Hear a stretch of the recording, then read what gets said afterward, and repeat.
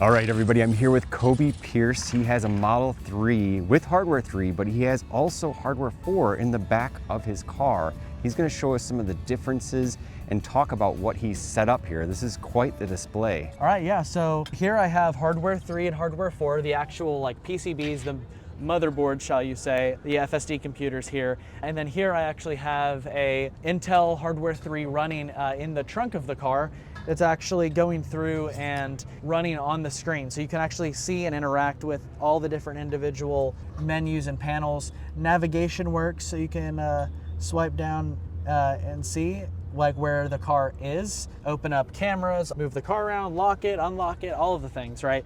And it's all programmed into the back of the car. So I actually have a separate bench MCU setup, which is media control unit, so the infotainment system in the back of the car. It's all water cooled, just like it is in the real Tesla. So you can actually see that, the power supply there on the left. At the right bottom is the computer, and then you can see the reservoir up in the top. Yeah, a lot of people don't realize that there is tubing basically going directly into the MCU, and that's allowing it to basically run stable at all times. And that coolant, Koby, where does that coolant come from, or how does it stay cool? So it's the same loop with the radiator loop that's actually used for the motors, the battery. It's all like a very similar loop system. It's just using the automotive loop with a radiator in the front with a fan. Cool. And you have another thing in here as well. There's the left side. Is that a power supply? Yeah, so that's just a power supply providing the 12-volt power for that unit there.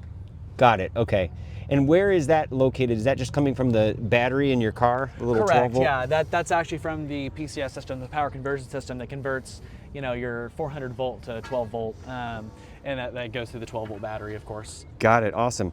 Now, just out of curiosity, how are you stepping the power over to the computer with that power supply? Because can't you just, there's a harness underneath the seat, the cushion down here. Yeah. Couldn't you just tap into that power supply to power this? You could. The current way that I'm doing it is just a little bit more on-the-go friendly.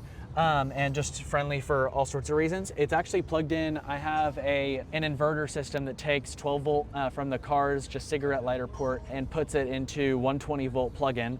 And then I have a plug-in that goes into that power supply unit that converts 120 volt back to 12 volt that then powers the system. But that means I can pick that up, plug it in on a stage, on a table, anything like that, and kind of just show it off. So it's a little bit more flexible. That's awesome. So tell me about these two computers. Obviously the size, you can see very quickly how much larger the one on the right is. Now that is hardware 4, right? The one on the right, AI4? Yeah, the one on the right is hardware 4. Which has 16 gigs of RAM, 256 gigs of NVMe, and a heck of a lot more memory bandwidth. So both of these have 2 chips. Can you explain a little bit about that? Yeah, so they are the quote-unquote AI processors, right? On hardware 3, they are not redundant. So they're actually being combined together to run one AI model just because of how large the AI models have gotten.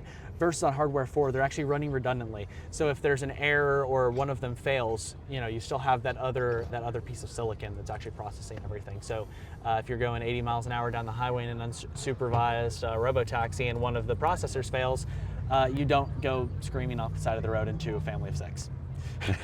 Makes sense. Yeah. Okay. You did a talk today, and you kind of talked about AI4 and hardware 3 and the changes to be able to boost basically the memory and the performance. And with AI4, what's coming up is AI4 Plus or AI4.2 or whatever you want to call it. Either 4.1 or 4 Plus, which is what Elon was talking about. Yeah. So that explain to everybody the difference in the work involved to upgrade hardware 4 versus hardware 3. So hardware 4 is actually a lot easier to upgrade just because they learned their lesson with hardware 3 and that they don't want to upgrade all 8 million or whatever vehicles that have hardware 3 to hardware 4 in a hard way. Like they don't want to do that again with hardware 4 if they ever have to upgrade to hardware 5 or something similar to that, right? Notice I say if, but a big part of that is that AI 4.1 or 4 Plus is actually going to be that exact board right there, but with double the memory, and then also increased memory bandwidth. And then potentially as well, through firmware and everything, I'm thinking it could very much possibly be a 3 SoC variant, where it has 3 SoCs, so there's triple redundancy and a little bit more future-proofing there, which I can see that being the case. So it'll be interesting to see where the future goes there. Yeah. Right, and how about hardware 3? Is that just kind of a complete rip out and replace type of situation? Correct, yes. Got it.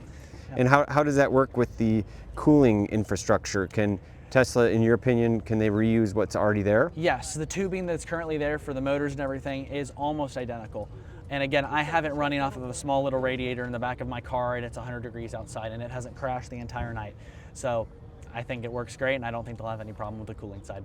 Well, thanks so much for the valuable insight. Give Koby a follow and stay tuned for more tech tips on this channel. Thanks so much, everybody. See ya.